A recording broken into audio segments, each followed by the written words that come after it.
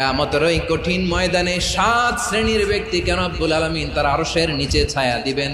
তার মধ্যে প্রথম শ্রেণীর ব্যক্তি হলো ইমামুন আদিল, যে ইনসাফের সাথে বিচার করে, যে জাস্টিস সমাজে সার্ভ করে, যে সুশাসন নিশ্চিত করে, ওই ইমামুন আদিল। আদিল শব্দটা বুঝছেন না? ইন্নাল্লাহা ইয়া'মুরু বিল আদল, পাইছেন?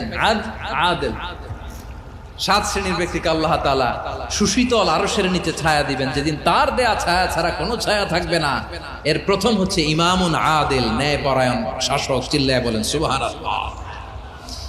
আবার বিশ্বনবী বললেন, ইন্নাল মুকসিতিনা ইনদাল্লাহি আলা মানাবিরা মিন নূর আন ইয়ামিনির রহমান। কিয়ামতের দিন যারা ন্যায় পরায়ণ হিসেবে আল্লাহর সামনে দাঁড়াবে, কিয়ামতের দিন রব্বুল আলামিন তার আরশের ডান দিকে ওই ন্যায় পরায়ণ লোকদের জন্য আরশের ডান দিকে একটা নূরের